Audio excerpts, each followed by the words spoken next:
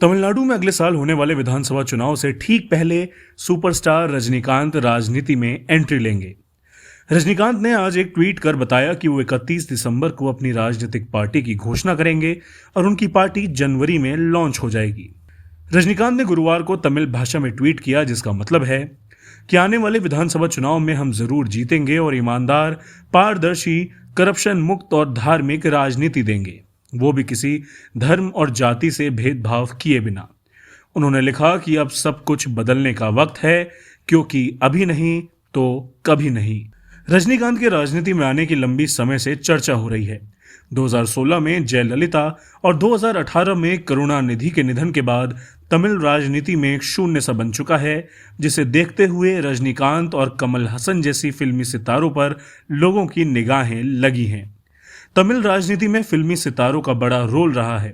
Karunanidhi, MG Ramachandran से लेकर जयललिता तक ने रुपहले पर्दे की दुनिया छोड़कर राजनीति में छलांग लगाई और मुख्यमंत्री बने। पिछले साल ही कमल हसन ने अपनी राजनीतिक पार्टी मक्कल नदी मईम बनाई थी और 2019 का लोकसभा चुनाव भी लड़ा था, मगर उनकी पार्टी को महज 4% वोट ही मिल सके थे। सीट एक भी नहीं मिली थी। कमल हसन अंधविश्वास विरोधी और सेक्युलर राजनीति का परचम उठाए हुए हैं, जो तमिलनाडु की द्रविड़ राजनीति के इतिहास से मेल खाती है। वे बीजेपी का खुलकर विरोध भी करते हैं, लेकिन रजनीकांत का रुख बीजेपी की ओर नरम रहा है। वे लगातार पीएम नरेंद्र मोदी का समर्थन करते रहे हैं। इसी वजह से उनके बीजेपी में शामिल होने के कयास भी लगाए जाते रहे हैं, मगर ऐसा नहीं हुआ। हाल ही में रजनीकांत ने उपराष्ट्रपति वेंकैया नायडू की किताब के विमोचन के मौके पर गृह मंत्री अमित शाह की और कश्मीर मुद्दे पर केंद्र सरकार के फैसले की खूब तारीफ की थी।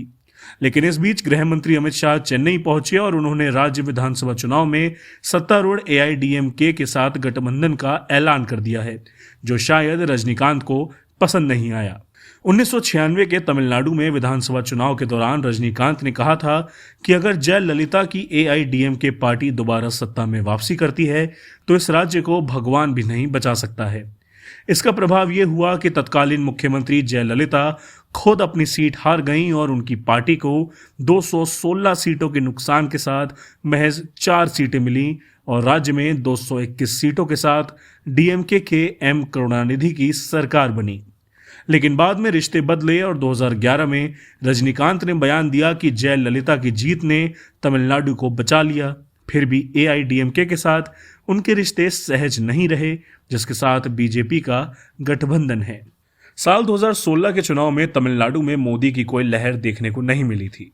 बीजेपी ने राज्य की 234 में से 188 सीटों पर अपने उम्मीदवार उतारे थे, लेकिन उसका खाता नहीं खुला था। राज्य में बीजेपी को 2.84% वोट मिले थे, पर बीजेपी इस बार हर हाल में राज्य में अपनी दमदार मौजूदगी चाहती है। सहयोगी पार्टियों के दम पर वे तमाम राज्यों में ताकतवर बनने के अपने फॉर्मूले को तमिलनाडु में दोहराना चाहती है। ऐसे में रजनीकांत ने अलग रास्ता चुनना ही बेहतर समझा। देखना है कि रुपहले पर्दे के सुपरस्टार को चुनावी पर्दा कितना रास आता है। अंकुश चौबे की रिपोर्ट, गो न्यूज।